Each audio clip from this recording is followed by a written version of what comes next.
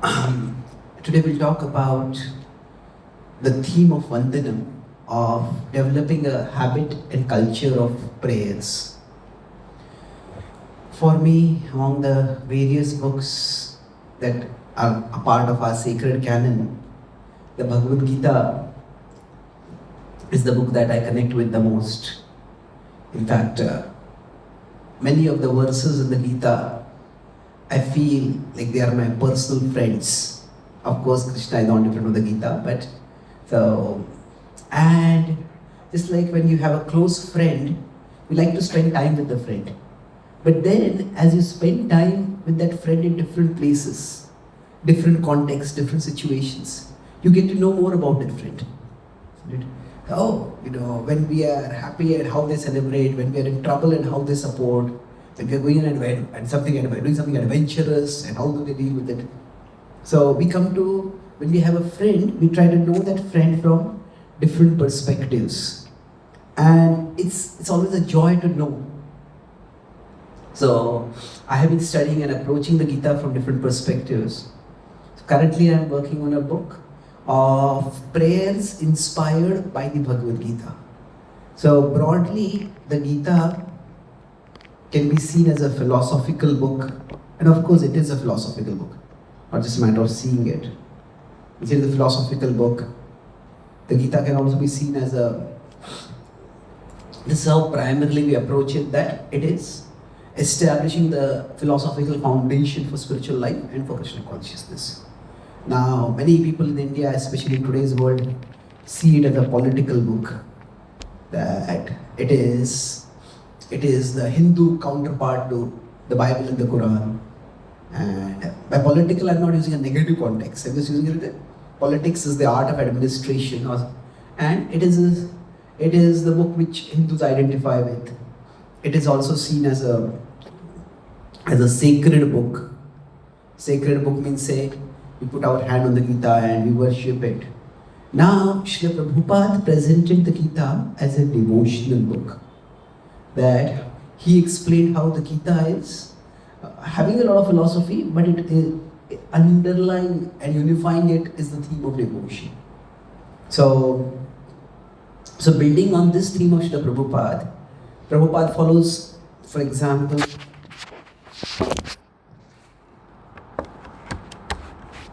Chakravarti Chaitanya Charan is a prominent commentator in our tradition. He also gives a very devotional commentary on the Gita. So Srila Prabhupada follows Vishwanath Thakur. So I am trying to present, or I try to approach and explore a prayerful approach to the Gita. Now in the Gita itself, there are prayers in the 11th chapter, 11:36-46, where Krishna sees the Virat Rupa and offers prayers. In the Mukunda Mala Stotra, there is a verse which seems to be having taken the Gita and transformed into the prayer. The Tesham Aham Samuddharta, that verse is there. My dear Lord, please deliver me. So Kulashekar Maharaj is praying, my dear Lord. So the Lord says, I will deliver you. So Kulashekar Maharaj is saying that, my dear Lord, please deliver me. So the idea that verses, they can convey philosophical truth, but for a devotee, they can be a basis for praying. See, when we go in front of the deities, if you remember a verse of the Gita, and this is the same Lord from whose lotus lips, that now he is playing the flute, that same Lord has actually spoken the verses of the Gita. So, in trying to do this, I have taken the verses of the Gita and presented them as in English poetic form, and then try to compose some prayers based on that. So, we will look at some such prayers today, and the way we'll do it is, we'll recite the verse, and then I'll read the English translation of the verse, the English poetic rendition of the verse, and then we can read the prayer which is being formed by this, right? So I have formed a prayer which is about 200-250 words. So hopefully this book will come out soon, and it's a useful book for meditating even when we are doing our chanting. It's just 3-4 minutes you can read it. I've been sending this daily on my WhatsApp community also, this prayer. So I will take today This section 336 to 43. So the way I'm doing it, it's not just offering a prayer. We are offering a prayer to Krishna, but it's also a prayerful study of the Gita's wisdom. We try to understand the Gita in the mood of prayer. So 336 to 43 is the section in the Gita about self-destructive desire within us. There is something inside us which strongly works against us. So let us look at it. Arjuna Vacha. So Arjuna is saying, Athakena, my dear Lord, by what? Prayuktoyam. Is this visible to all of you? Okay. Prayuktoyam, am I engaged? Athakena prayuktoyam. So, papam, it was wrongdoing. Charati, it's as if I'm moved. Purushaha, people are moved, all of us are moved like that. Papam charati purushaha. Anichan, we don't want to do it. Apivarshne, even though I don't want to do it, oh Krishna, still I am pushed to do it. Anichan apivarshneya. Then if I don't want to do it, then how do I end up doing it? Baladiva, I am forced, pulled. Baladiva niyojitaha, I feel as if I am pulled to do it. Baladiva niyojitaha. Let us recite it once together now. Not responsively, but together. Arjuna Vacha Atakena Prayuktoyam Papam Charati Purushaha Anichan Apivashneya Baladiva niyojitaha. So, this is the poetic translation that I have done. Arjuna said, what is this force that drives us so, compelling us towards sin and woe? Even unwilling, we are drawn astray, as if seized by power beyond our sway. As if seized by power beyond our sway. So this is the plight.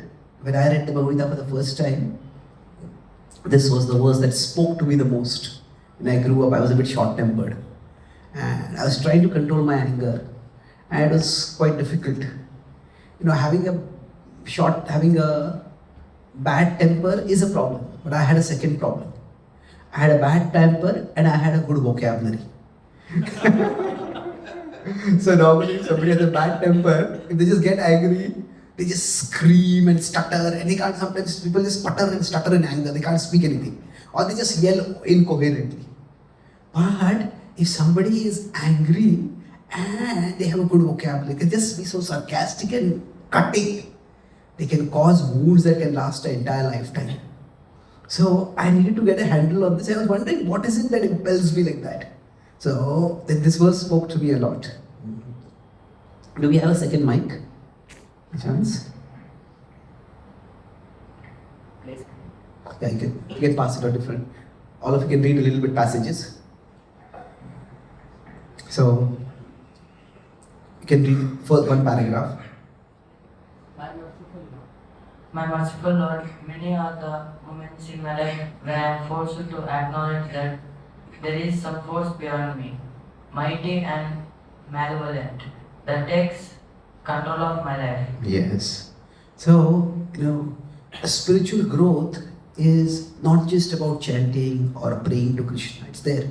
It's also about becoming more self-observant. So, we all experience this as if, it's like what Krishna says, Baladivan, something is controlling us. And it is dragging us, it is making us speak things we don't want to speak. It is making us do things that we don't want to do. And these can be humbling and scary moments.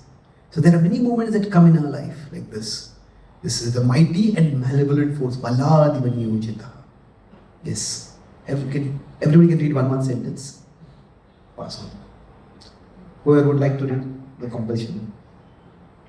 It impels me to act in ways that are not just different from, but also often utterly contradictory to, the values that I hold sacred. Yes, we may want to be kind, and there are times when we end up becoming cruel. There are times when we want to be self-controlled and we just become completely indulgent. So during these times, it's not just that I'm different from who I am normally, I'm opposite of who I am normally. I had a friend in my childhood whose father was alcoholic. And whenever I would meet that friend, I would meet his father seemed a very nice, normal person. But then he would say that the moment he gets a bottle of alcohol in his hand, he becomes a different person. So in that case, okay, we could see there's some external cause. But is it that the bottle of alcohol is a magical power by which it changes the person? No, it's not like that, But it is. It's like, we just change. So what actually is happening over here?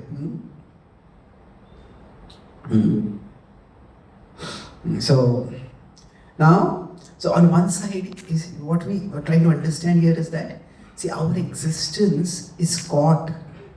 On one side, see, we are tiny beings, and there is one mighty force. This is a force that is against us. That seems, now of course this is inside us, but I'm depicting us. But there is some force that is against us. And we could say, this is the force of Maya, this is the force of other traditions called Shaitan, devil, whatever you want to use. But this is the force of Krishna. Now the thing is, we may or may not acknowledge the existence of Krishna. We can deny the existence of Krishna, but we can't deny the existence of Maya. Isn't it? That means I may not believe in God, but even people who are atheistic or materialistic, they experience that sometimes I do things which I don't want to do. So that is the point being made over here now. There are times, let's go back. Yeah. Who would like to read this? There are times when I act as if I don't care for you, for your existence, for your will, your pleasure. Yeah. So I don't care for God. That is often, we do that like that sometimes. But then the problem is, I had an uncle, when I was introduced to Bhakti, I started sharing Bhakti with everyone else, all my relatives. So that's uncle saying, yeah, I believe in God. He's happy there, I'm happy there. So, the idea is that I don't care for God. But, go ahead. Even if I deny the existence and prominence of your divinity, I cannot deny the existence and malevolence of this destructive force. Yeah, malevolence is the tendency to harm. So there is some force. In psychology, they say that it's almost like psychologists have different theories to explain this, but they say that it's almost like one person has many personalities. And sometimes some people have split personality disorder, where it's very prominent. But the idea is that inside us, there are multiple. There is something which is different from us, something beyond us. Each tradition has it. Some traditions like a good dog, bad dog. But when we talk about the dog, it might seem like a small thing. But this thing is like a very big thing inside us. So, we cannot deny that there is something like this. Yeah. Indeed, almost every day, and sometimes many times within a single day, my own actions serve as evidence of the presence and power of this mighty enemy. Yes. So, see, the key thing over here is, when Arjuna is saying, by what am I impelled to do this? So, this question itself shows a certain level of insight. Like sometimes, if we are talking with someone, we want to share spirituality with them. The kind of question they ask also shows their level. If somebody asks, okay, what is the proof for the existence of God? That's one level of question. If somebody says, what is the exact difference between Advaita Vedanta and Dvaita Vedanta?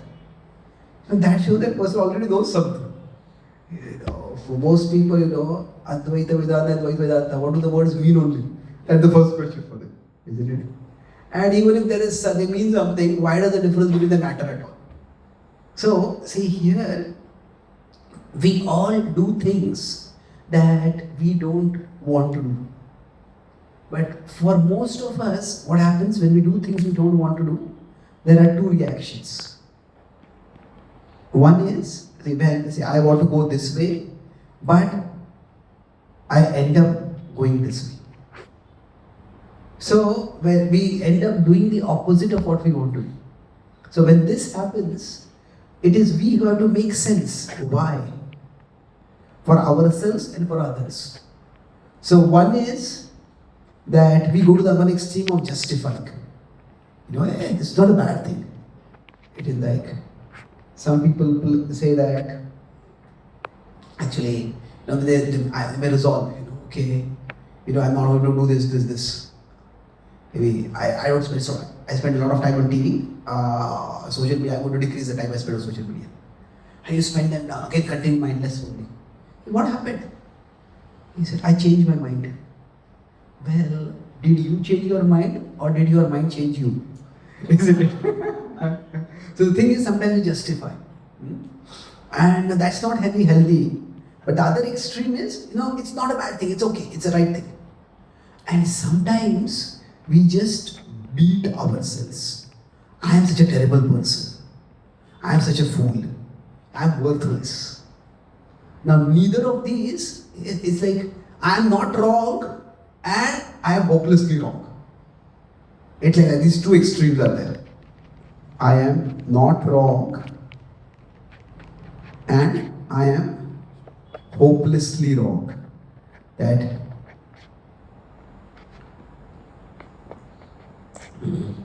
one of my friends was a part of Alcoholics Anonymous. Now he's given up alcohol, but he said among them there is a joke. Sometimes they try to give up alcohol and they say, I successfully gave up. Oh really? What did you give up? I gave, and you see the person is still drinking. I said, how did you successfully give up? I gave up the attempt to give up. So the idea here is that we go to these two extremes. Either I'm not wrong or I'm hopelessly wrong. But what we need to understand is there is something else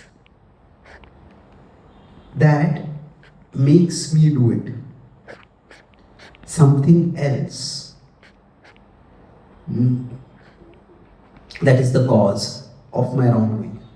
So this is not to just say, no, I'm not responsible.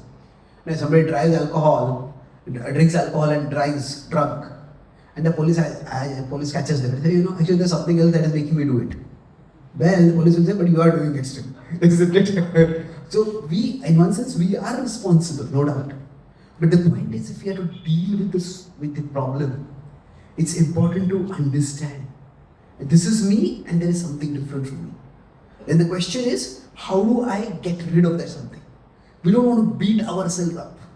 I'm hopeless, I'm worthless, I'm useless, I'll never change.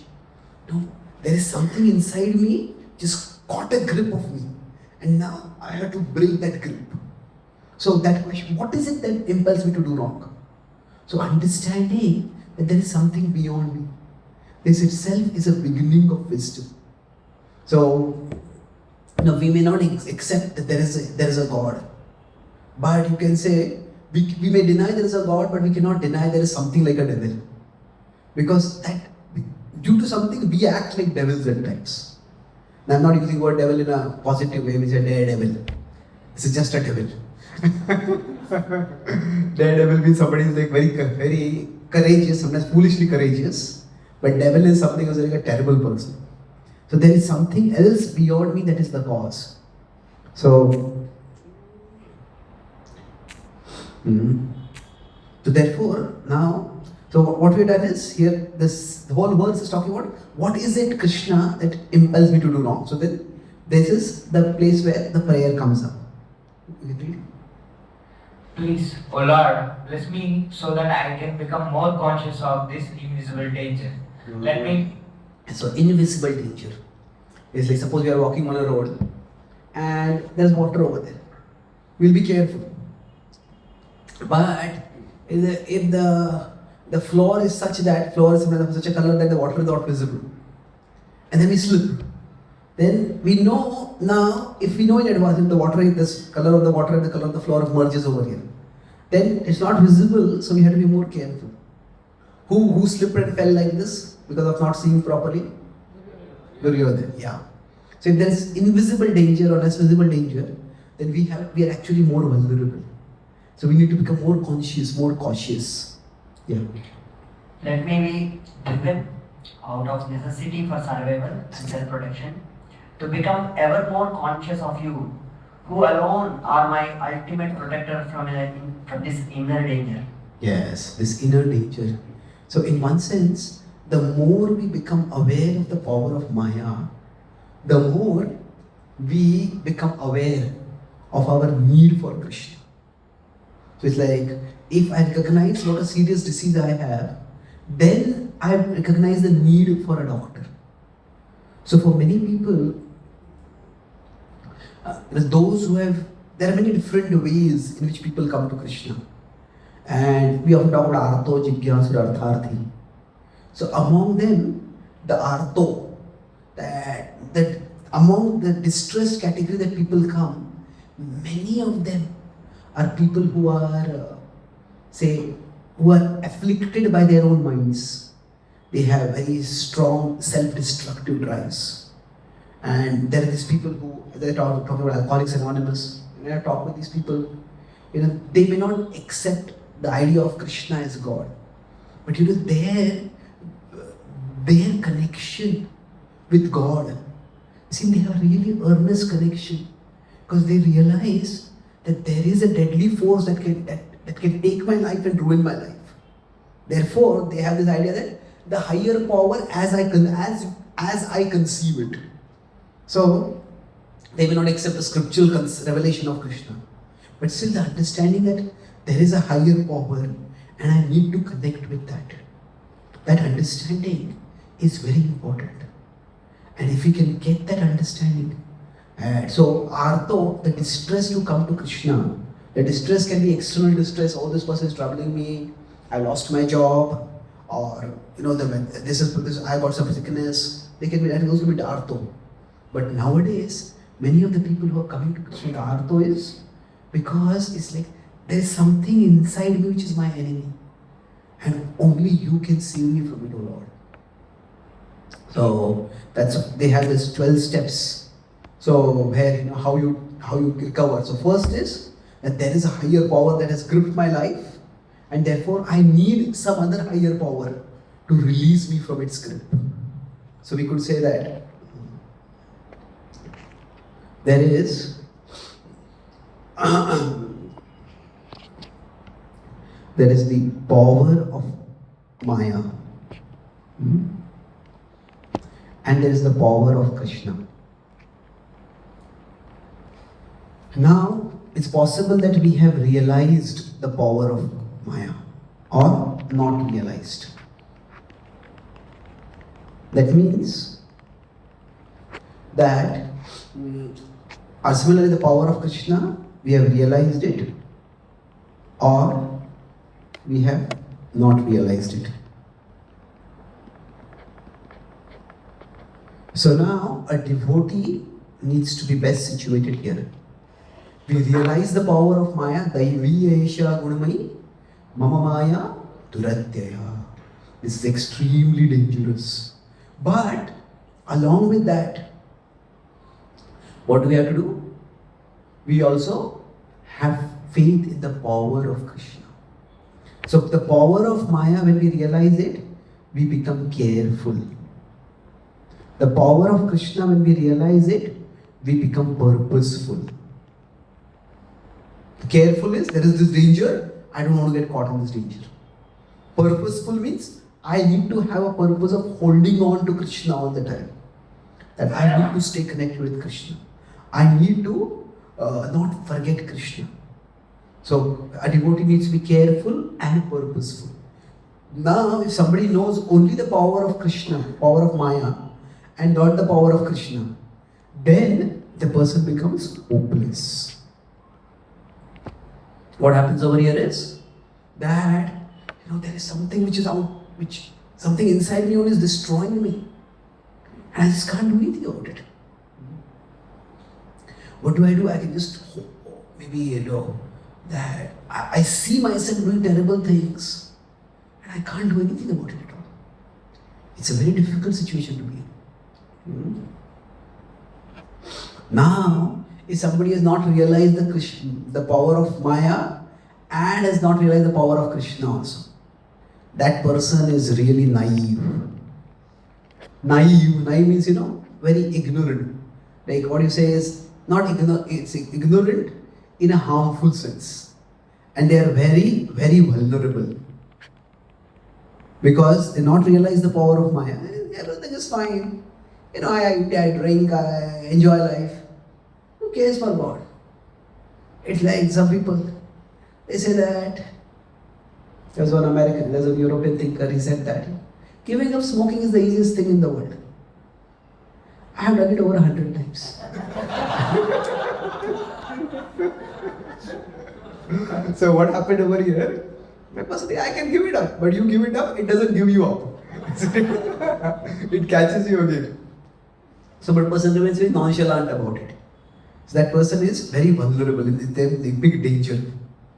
Now, if somebody has realized the power of Krishna, but has not realized the power of Maya. Now this is good. This is, they have realized the power of Krishna, that is good.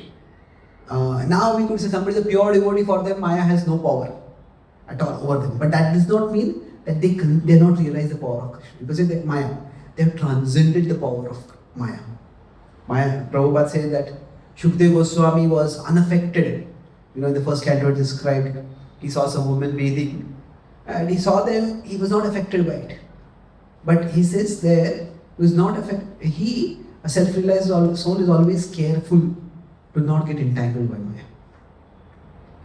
So if somebody has realized the power of Krishna and not realized the power of Maya, they are in one sense, they can be secure. Because they have realized the power of Krishna, they are secure. But they can be secure, but they can also be reckless. So they can be secure or reckless, depends on if they realize the power of Krishna and stay with Krishna, that is good. But what happens is, because they not realize the power of Maya, what is the big deal? They may become reckless. They may rush into danger which is not healthy.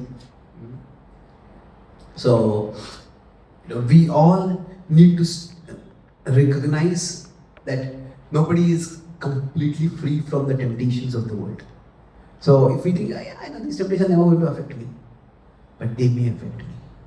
So, this is how we recognize that Krishna, my dear Lord, I need you, O Lord.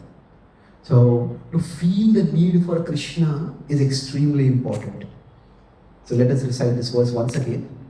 And, I'll recite the English first, then we'll recite the Sanskrit once again. So that with this realization that I need Krishna because there is something deadly which is catching hold of me and I need to break free from it. What is this force that drives us so, compelling us towards sin and woe? Even unwilling we are drawn astray, as if seized by power beyond our say. Let's recite this together. Arjunuvacha athakena prayaktoyam pavam charati purusha anichan vivachleya valadivunyochita. So my dear Lord, please help me to become conscious of the power of Maya and how vulnerable I am to it. And please, dear Lord, help me to become conscious of you, who alone can protect me from the deadly forces of illusion.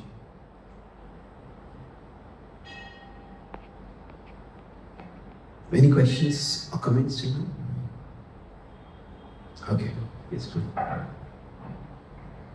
Actually, in the quadrant you have drawn, like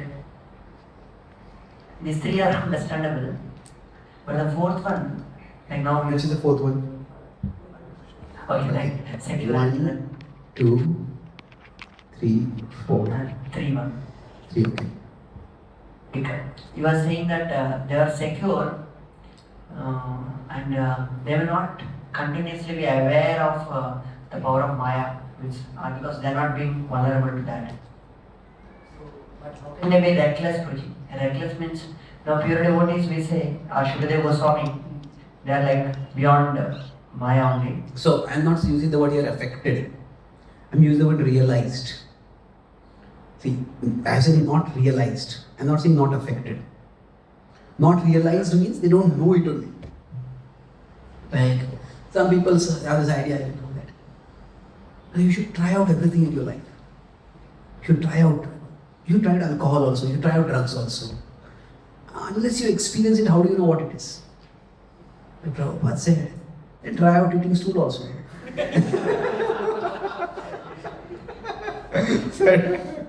No, it's not that you have to experience everything in life. No, we have intelligence to know what to experience. Isn't it? So, the idea is that some people may just be oblivious to the power of Maya. Now, for example, say somebody has never taken drugs. Now, how addictive drugs can be, they may have no idea about it. So, like say in America, there is this whole, unfortunately, the pharma industry has become very commercialized. They call it big pharma. So many of the pain medications that are given to people when they have surgery, the pain medications are designed to be addictive. So what happens is, they're drugs and they are meant to help a person cope with the pain after surgery, especially somebody has thigh surgery or something, it's very painful. They need that medication, they are prescription drugs. But then you take those drugs, you take them and become dependent on them after that. So the person goes inside a hospital. I met one boy, an Indian boy, a very intelligent boy, is in Columbus. So he said that, he went to my IIT, and very intelligent. He went to America. He was the first year. He was involved, unfortunately, in a car crash. So he went to the hospital with a fractured leg, but he came out with an addicted mind. So, now there are many people who, when they have, now what happens is the doctors, now they also become a little more cautious. But often these addictive pain medications are much cheaper than non-addictive pain medication. So somebody may say, what is the big deal? I'll take it now, I'll give it up afterwards. But it may be very difficult to give it up. So nowadays people are cautious in what pain medication am I taking? Is it going to be addictive? So that's why somebody may not be aware of that power and they will get trapped by that power. So that's the situation I'm talking about. That's why they might be a little reckless in that sense. Like what do you say, fools rush in where angels fear to tread. Nancy, question. Hare Krishna. Like, where do this Mayavadis come in this four parts in religion? The connection between Maya and Mayavadis is quite interesting that way. So, I would say this whole thing is about the material world and dealing with the worldly desires only. So, I don't think Mayavadis will specifically fall in any of this, because we are talking more about people who are caught between Maya and Krishna. Now Mayavadis, what their idea is, they understand this world is Maya, but they say even Krishna's form is Maya. So in many ways, actually Mayavadis would fall in the same category as devotees. But the thing is Mayavadis also, they are very serious in recognizing the power of Maya. Many of them, at least in principle, they try to instruct sannyasi was to strictly renounce the world. And many of them, initially they practice bhakti also, or they recommend the practice of bhakti. Because they say, bhakti is the easiest way to come out of the lower modes. But then they say, after you practice bhakti, when you become more spiritually advanced, then you will realize that Bhagavan and Bhakta are one and the same. So in that sense, for them Krishna is like a useful fiction. Krishna is also Maya, but there is harmful Maya and there is helpful Maya. So the sense objects of this world are harmful Maya, harmful illusion. But the idea of God, Sagun Brahma as they call it, that is a helpful illusion. So they say use the helpful illusion to get rid of the harmful illusion. But then after that, even the helpful illusion is also an illusion. And you have to get rid of that also. Okay? Yeah. Yes, please. You mentioned that how we may deny the existence of Krishna, but we cannot deny, we experience the presence of Maya, the force which is impelling us to do something which we do not want. So all of us are getting that force and we are struggling to overcome it. And as you mentioned, the power of Krishna has to be realized. Then we can, budding children of Krishna, we can come out. Would you like to elaborate on that, how we can realize that power of Krishna? Because this is very easy to understand for us, where I am experiencing it. But that Krishna's power is going to help me to come out of it. So what steps I can take and how do I realize it? Yes, good question. So, broadly speaking, two things happen for us. That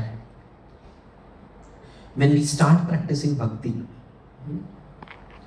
so we could say bhakti practice, which is essentially we are accessing the power of Krishna through bhakti practice. And say we have our conditionings. Conditionings are basically the areas where Maya is pulling us. So, some conditionings, they go away or they decrease. And some conditionings don't decrease. Now, hopefully no conditioning increases. Well, that is also a possibility. Sometimes we may use bhakti. Say for example, through bhakti, I may become more proud. I know so much. I'm so learned, so many people respect me. It's possible. But let's put that aside right now. So now for each one of us, it's a matter of choice. If we look here, you may start feeling the Krishna consciousness just doesn't work. But this will lead us to doubt. This will lead us to confidence or faith. So it's like when we take a treatment from a doctor, since somebody has a chronic disease. By the treatment, some symptoms may subside, but some symptoms may still remain. Now, I can look at the some symptoms that subside and say this treatment is working. Or I can look at the some symptoms that don't subside and say this treatment is not working. So for all of us, it is, we have to see, which were the habits that I had previously that I have been able to give up now. And if we see that, then what will happen by that? We'll gain the confidence. That, okay, yes, this is working. So for example, some of us might have been eating meat before. Maybe most of you might not have been, but some of you might have been eating meat also. But now, say if we are going in a train or a plane, and the person next to us starts eating meat. Maybe the person next to us is on a phone or a laptop watching some movie. We might get attracted. What is the movie? What is the something? But if they're eating meat, how many of us can get attracted? Practically no one. We don't know if there is higher taste in Krishna, but we know there is higher taste in Krishna Prasad. So, like that, we can look at which conditionings have decreased.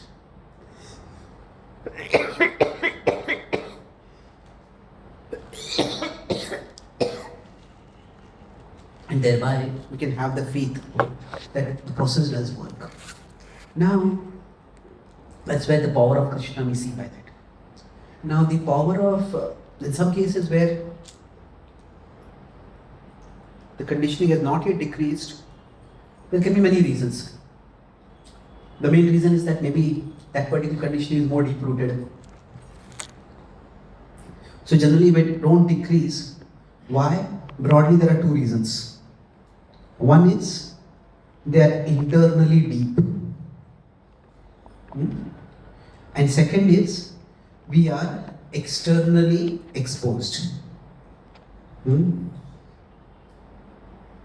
So for example, what happens? It's if it's internally deep, from inside it will keep popping up again and again and again. And that's why it's difficult to give it up. And say if we stop eating meat after we come back, now how many of us are repeatedly exposed to meat? Yes, we say no, cut off. It just goes out of our mental map. Not just mental map, we say our whole sphere of experience, it goes out. So that's why what happens is that if you consider each sensual desire to be like, each desire or craving to be like a fire. So we just stopping the fuel for that fire completely. But for example, what happens with respect to say lust? We cannot stop that fueling of the fire completely. We can try, but just walking in the world with open eyes, and we cannot walk with closed eyes. So what happens is that we just that craving keeps getting fueled repeatedly, and that's why it will take some time. But even those conditionings will decrease with time. Okay. Any other questions or comments? Yes, please. Externally exposed.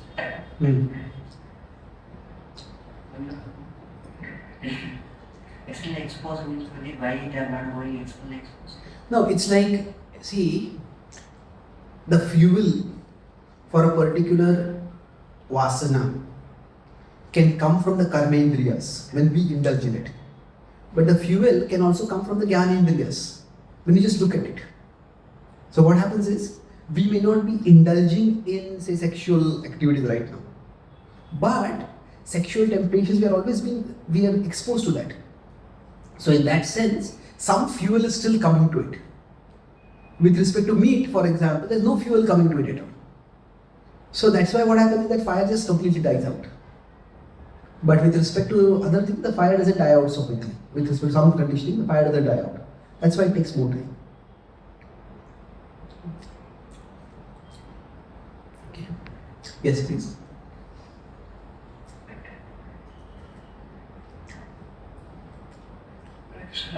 Prabhuji, you are mentioning that don't decrease and doubt and faith.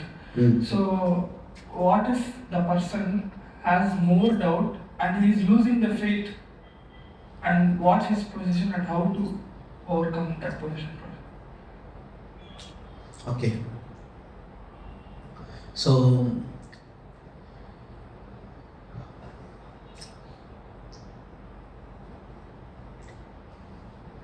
there are two different things over here. One is that doubt and faith at one level are a matter of choice. In the world is designed in such a way that if somebody wants to have doubts, somebody wants to deny the existence of God, the world will provide them facility for that. That is just the way the world is designed. When Abhimanyu was killed on the 13th day of the Kurukshetra war, the next 14th day, Arjuna resolved to kill Jayadratha. And Duryodhana arranged the entire Kaurava army to stop Arjuna. And Arjuna just broke through the entire army. And Duryodhana started the day confident that today the war is going to end. But as it was about half an hour or 45 minutes away from the sunset, Arjuna had broken through the entire Kaurava army and was just very close to Jayadratha. And Bhima had followed him, and that one day Bhima had killed 25 of Duryodhana's brothers. So Duryodhana was devastated. He was thinking that, I think my whole army will be defeated in one day. He started losing hope. And Duryodhana and Bhishma had a complex relationship. Although Duryodhana practically never listened to Bhishma, Bhishma never lost hope in Duryodhana. Like Vidura just gave up on Duryodhana and left the kingdom. But Bhishma never gave up. So Bhishma repeatedly would tell him, Krishna is God, you cannot win against Krishna. So those words of Bhishma started ringing in Duryodhana's mind. Maybe Krishna is really God. And if Krishna is God, then what hope is there for me to fight against God? But then, he said, if Krishna is God, then Krishna loves Arjuna and Arjuna loves Abhimanyu. And I was able to kill Abhimanyu. And because I was able to kill Abhimanyu, therefore, Krishna cannot be God. And therefore, I will win. And I will stop Arjuna. So, he made one last ditch effort. He brought 8 warriors to attack Arjuna simultaneously. And that's when Krishna had to intervene and use his chakra to cover the sun temporarily.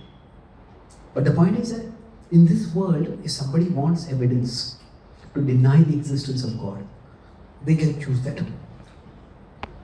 So at one level, faith is a matter of choice. Choice of what? Choice of evidence. What evidence am I going to focus on? I can focus on the evidence which seems to suggest that there is no divine principle, there is no higher order, and there is evidence like that, no doubt.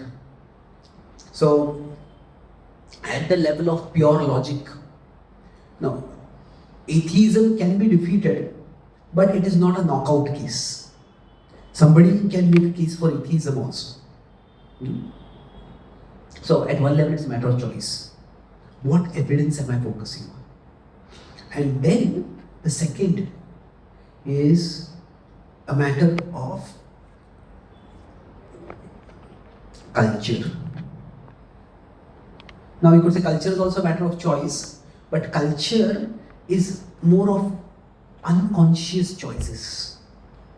Now, when something is the culture, say our culture is when we see devotees, we offer obeisances.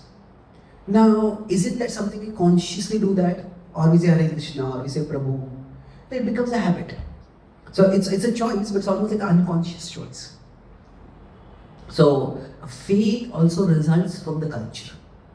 So if we are living with the devotees, we are associating closely with devotees, then we will see that others have some more difficulties than what I have. And still they are persisting in the practice of bhakti. Therefore, let me also persist. Let me also move on. So there are many ways in which, so culture, it is almost like through osmosis. Osmosis is like a automatic almost passage of water. So there is an osmosis of faith that happens through culture.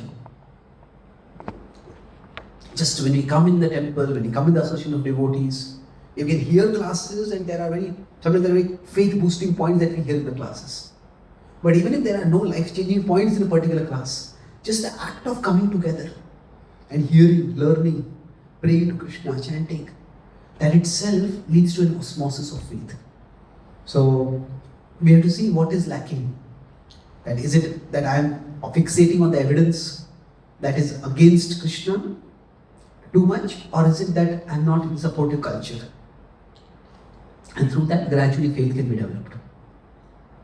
Okay.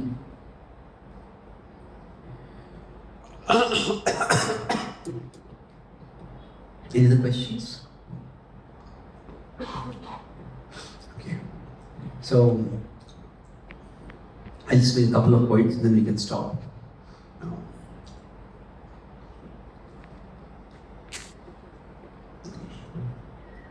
Maybe we will just look at the next words.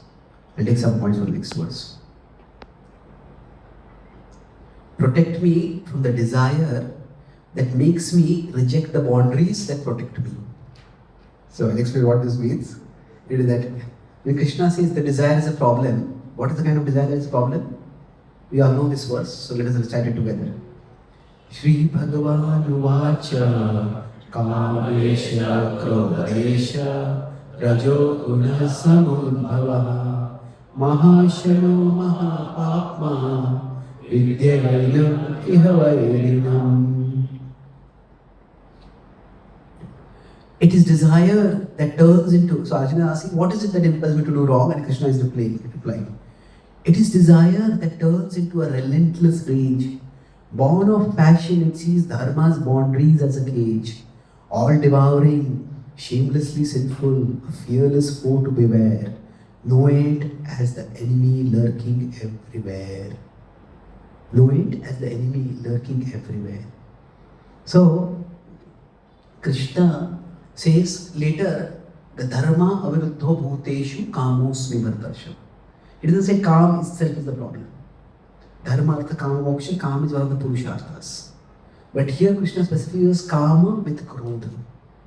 So the idea is that desire within boundaries is not the enemy, but the desire that rejects boundaries. So, you can just read, full letter this. My dear Lord, there exists inside me an enemy that wants to destroy me from within. Identifying this enemy correctly is essential if I am to survive and thrive. Yeah. So, like say, I have a close friend in Kashmir. Kashmir has dramatically changed the last few years. Now, if the Indian government had decided all of Kashmir is our enemy, we just bomb and nuke Kashmir and destroy all of Kashmir, that won't work, isn't it? You know, we want Kashmir to be a part of India, but we don't want it to be like the Kabristan of India. We don't want it to be the graveyard. So in Kashmir, there are some people who are against, maybe many people against, but there are many people who are supportive, and there are many people neutral also. So identifying the enemy itself is very important. No. Either we think all Kashmiris are wonderful or all Kashmiris are dreadful. That won't work. So yeah, go ahead. Identifying the enemy is very important. Sometimes I mistake this inner enemy to be desire itself and attempt to annihilate all desire. Yeah, go ahead. That is like trying to destroy every single citizen of a country just because some terrorists have come from that country. Yes. To give up, to destroy desire itself, that is impossible. Because even to destroy desire, to want to destroy desire is also a desire only. So we can never be free from desire. Isn't it? Yeah. Go ahead. At other times. Thanks. At other times, I blindly follow every desire inside me, thinking that they are all my desires. That is like embracing everyone in a hostile country as if they were my closest friends. Yeah. So now, it's like all desire is bad, or all desire that comes inside me is my desire. No, that desire may be inside me, but that desire is not my desire. Inside me there are conditionings. And those conditionings, they give rise to desires. And you could say it is like, there is a default program in our phone, and because of that program, some notifications come up. Now those notifications are not what I have set up. Maybe I don't have full control of the phone, so I cannot remove those notifications. So like that, not every desire that comes up within me is my desire. So it's like you can go to the extremes. One is, if you consider desire management, we can say at one extreme, all desire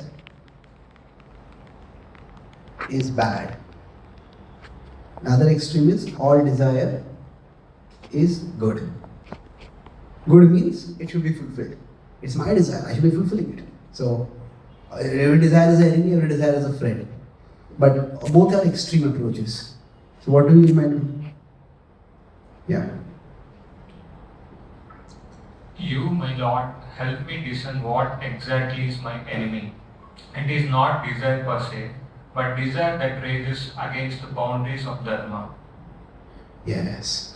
So the desire for food is not an enemy. But when for getting food, we start eating say non-vegetarian food, or we start eating food that is too unhealthy for us, then that can become a problem. Just like there are alcoholics, there are also foodaholics. This is people who just can't stop eating. There's foodaholics, they have unhealthy relationship with food. It can be two extremes. One is where they eat too much, the other is where they eat too little. And eating too little often happens in women, especially young girls, anorexia they call it. So it's extremes are there. So it is desire that does not want to stay within boundaries. Yeah. It is desire that resents and rejects the boundaries of basic morality, human decency, and spiritually informed rationality. So the boundaries can come in various ways in life. There are some basic moral boundaries. There are boundaries that come from society. That is a decent way to behave. See, even in ordinary society, where male females may interact quite freely, still there also, the idea if somebody starts staring at someone, that's considered impolite. Ogling it is much worse. Ogling someone. So the basic human decency is there. And beyond that, we once we get spiritually wise, then we understand that this may be enjoyable for me right now, but it is going to be harmful for me in the long run. So the problem is not desire itself. There are some desires which are ready to stay within boundaries. Some desire, they just go completely out of boundaries. Yeah. I may not always Sorry. I may not always be able to free myself from this destructive desire inside me. But bless me, O Lord, so that I can at least recognize it as destructive. Bless me with intelligence so that I can see as a Warning sign. any desire that pushes against or breaks down the boundaries that are meant to be protect me. Yes. So what happens is, we all have certain boundaries in our life.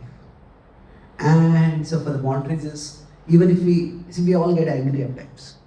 But if in a cultural society, even no matter how angry we get, we won't use swear words. We won't use obscene language. So that's the boundary. Somebody says, what's wrong with it? Well, wrong is that we are just letting our tongue go wild. So there are boundaries, and boundaries are meant to protect us. Even in materialistic society also, somebody may commonly use swear words, but then they don't use swear words in front of children. The idea is that I don't want my child to start speaking. Hey, adults speak some swear words, that's one thing, but 4, 5, 6-year-old child starts speaking that. That's just nasty. So everybody has some boundaries. But when somebody rejects the principle of boundaries itself, that is very dangerous. There was one philosopher in the West, you can call him philosopher, not a philosopher. He said, it is forbidden to forbid. It is forbidden to forbid. That you should not forbid anything. But what is he saying? It sounds very impressive, but he's already forbidding something, isn't he? So he himself rejects, so there should not be any restriction to anything. But nobody can function like that in life. So the desire that rejects boundaries, the karma that comes with krodha. Krodha is, I have this desire, karma, I have this desire. Krodha is, who says I can't fulfill it? I will get rid of that person. I will get rid of that situation. I'll get rid of that culture. So that kamesha, krodhesha. So at least recognize that desire as destructive. That desire is not something which is at all healthy. Yeah. By studying your message and living in the community of those who respect the boundaries you recommended, bless me, O Lord, with the strength to uphold the boundaries that will protect me from my inner destroyer.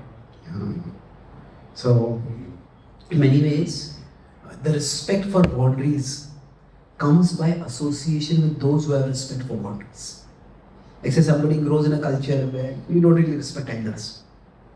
Somebody goes in a school where they don't respect teachers at all. They not only make you use names for teachers behind their back, bad names, but in front of the teachers also they're very disrespectful. But then they come to a school, a better school, where teachers are respected. Then what happens is, this person may still be a respectable teacher, but when they see, hey, everybody else is respecting teachers, then what happens? They start respecting teachers. So, culture, if we may have certain desires which are unhealthy, but if we cannot establish boundaries ourselves for those things, then we try to place ourselves in a culture where those boundaries are respected. Then what happens? By that the boundaries come automatically. We also start respecting the boundaries. Say for example, if Indians go to America, in America they will never do any litter. You open the car window and throw some garbage out. But the same Americans, when they come to India, they start doing it. So Indians from America, when they come back, they do the same thing. Because the boundaries are not respected here. So what happens? We also stop respecting the boundaries. But if we are in a culture where boundaries are respected, then we will also learn to respect those boundaries. And that's how we will be protected. So the great moha that, Maya attacks us in two ways. Maya, it's a two-step attack. Sometimes one punch may not be enough to knock out a person. But first punch, second, if it's followed by a second punch, the person gets knocked out. So what happens is the first punch is that sense objects, they are immensely enjoyable. There may be some enjoyment in it. But Maya makes us believe this is so enjoyable that I want this right now. I can't be without it. And then the second punch is that the boundaries that are there in seeking sense objects. The boundaries are just old-fashioned, they are irrational. Basically, the second punch of Maya is that they badmouth the boundaries. This is old-fashioned, this is irrational, this is primitive. And that is a way by which we reject boundaries. And so, if both of these happen, like the desire becomes strong and the boundary becomes weak. Like a child will always want to play, and the parents want children to play. But the parents don't want the child to go out on the streets and play where there are cars going by. This is our home, we have a courtyard over here, you can play in the courtyard. And at the end of courtyard, there will be a fence. So now, on one side, the child has the desire to go out of the courtyard. And the second is, say somehow somebody helps the child or whatever, the boundaries are weak. The child will break the boundaries. And that is dangerous. So, in that sense, the child wanting to play is not the problem. The child wanting to go in a dangerous place and play, that is the problem. So, this is the two-step attack of Maya. And even if we cannot prevent the first step, okay, a temptation comes up. But there has to be indulgence within boundaries. Then we will stay safe. Okay. So, any questions about this?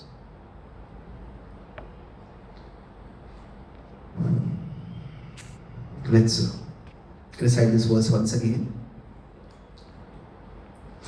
So it is desire that turns into a relentless rage. Born of passion, it sees dharma's boundaries as a cage. All devouring, shamelessly sinful, a fearsome foe to beware. Know it as the enemy lurking everywhere. Let's recite the verse once again. Shri Bhagavan Vacha Kamesha Krodesha Rajo Guna Samudbhava Mahashano Mahapatma Vidyarina Vihavarina. So may your Lord please bless me so that I can respect the boundaries that are meant to protect me, and therefore I can stay protected and safe in this world of Maya. So I'll summarize what I discussed before we finish. Talked about 4 main points. One was 336. We talked about first how this 4 parts, the power of Maya, and the power of Krishna, whether we have realized it or not. This is the safest situation to be in. So now we discussed here that even if we don't realize the power of our situation, there is a second point. The first point was this, that we are here and we may or may not realize the power of Krishna. We may not realize it. But the power of some devilish force that we all realize is something that makes me go against me. So from there, we can move forward. And okay, if there's a power out to destroy me, then is there a power out there to protect me also? And can I take shelter of that power? So when we discussed how our faith comes by looking at what evidence. Faith is a matter of choice and it's a matter of cultivation, culture. What is a matter of unconscious choices? And the choice is whether we look at the conditionings that are with respect to our conditionings, are the conditionings decreasing? Then the faith increases. The conditionings are not decreasing. Then what happens is our faith does not increase. So that lets it out. So ultimately it's a matter of choice for us. Then I talk about desire management, that so give up all desire, that is impossible, and then give in to all desire. Whatever desire comes in, I do it. But instead, it's more a matter of select desire. So then, lastly, I discussed about how this two-step attack of Maya is: first is desire is becomes stronger. I want to enjoy it. And then the second step of Maya is Maya makes the boundaries weaker. It makes the boundaries weaker how? By making us feel these are irrational, these are old-fashioned, these are unnecessary, these are depriving us of pleasure. So by staying in the association of those who respect boundaries, we can also have respect for boundaries. That's how we can stay safe. Thank you very much. Yes, Prabhu. Hare Krishna, Prabhu. Regarding these boundaries, one may be staying at one certain boundaries, but later on he finds difficulty staying in that boundaries. And staying on different plane, he might change his boundaries. Like boundaries for each person might be different. Correct. So now he might be practicing 16 rounder or 4 regulatory principles, being with devotees. Then after some time he might say, Prabhu, let me switch to 8 round boundary and let me compromise certain principles. And I will definitely bound myself to this boundary, and he might shift his boundaries. So is that is okay, and how he can again come back? Yeah. Ultimately, every individual has to decide what is the sustainable way they can practice bhakti. Often we talk about practicing bhakti seriously, and that is true, we have to practice bhakti seriously. But we also want to practice bhakti sustainably. So, is the level of seriousness sustainable? And some of our particular level of seriousness may not be sustainable for some people. And you need to accept that. If you look at Srila Prabhupada's times also, in Srila Prabhupada's times, there were Srila Prabhupada followers were there. There were his full-time disciples. They just gave up everything Prabhupada told them to do, and they just left their home and went to a different country to preach. But Srila Prabhupada also had life members.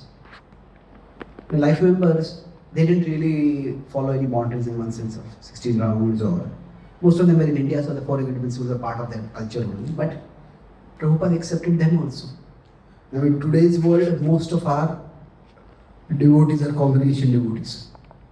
They are definitely much more serious than life members, but they are not full-time devotees. So what will be the boundaries for them? That is going to vary. If even somebody is going to be a full-time devotee brahmachari, different temple may expect different boundaries for brahmacharis. So each person, each leader may decide that those who are working with me need to live in these boundaries. And each individual will eventually decide what kind of boundaries can I live within. So that is the intelligence which each person has to have. And it's like we want, it's like one side is it's serious, the other side is sustainable. So it's sustainable but not serious. That's not good. So what is the level that is serious and sustainable? That's what each one of us has to find out. So I think we go through different phases in our life also. And in some phases, a person may feel that now I want to focus on my career, now I want to focus on this particular aspect of my life. And then later on they may focus on some other aspect of life. So the ideally speaking, if we have mature devotee guides, then they will ensure that a person does not, in the name of sustainability, become completely unserious. Okay, if you are going from this boundary to this boundary, that's okay. But make sure that this is, it's like in Krishna consciousness, we talk about Krishna conscious boundaries. There have to be some that are non-negotiable. And there are some may be negotiable. But now if we treat everything as negotiable, then we'll have no Krishna consciousness. If we treat everything as non-negotiable, we'll have no one in Krishna consciousness. So we have to find out how best to function. Thank you.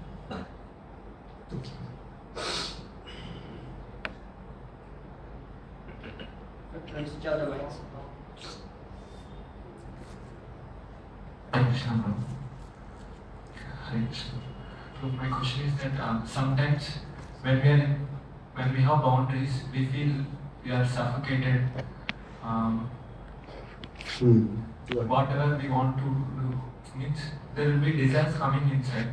So how we can overcome those suffocations and feel that boundaries are safe and we are feeling happy instead of suffocation. So how we can overcome that kind of suffocation? Will you be there for tomorrow's class? Yes. You know, talking at that time, because it will take a long time to answer, some time to answer the question. My throat, I don't think I can speak much more now. Any short question if is there? You had a question? Okay. So we'll discuss this question tomorrow. Okay? Hare Krishna. Thank you very much. Srimad Bhagavad Gita ki, Shri Krishna Bhagwan ki, Srila Prabhupada ki, Jai Gaur Premanande. Hare Krishna. So we have, all of you might have got many more things to actually meditate on and actually bring about the differentiations and clarity in our minds by hearing those lectures. At least I'm amazed. It's one presentation of Prabhu has opened with so many that what are birds which are inside, they are blown and clarity that has brought about. Very grateful for Prabhuji's presentation. Unfortunately, we couldn't get the previous class and I don't know, so tomorrow we have some few classes. We hope and pray. As Prabhuji speaking about prayers, we pray to Maharaj and Govindji that we get better through for Prabhuji so that we get more association and we will get much more nourished from these presentations. Let us thank you by loudly chanting Hare Krishna. Hare Krishna.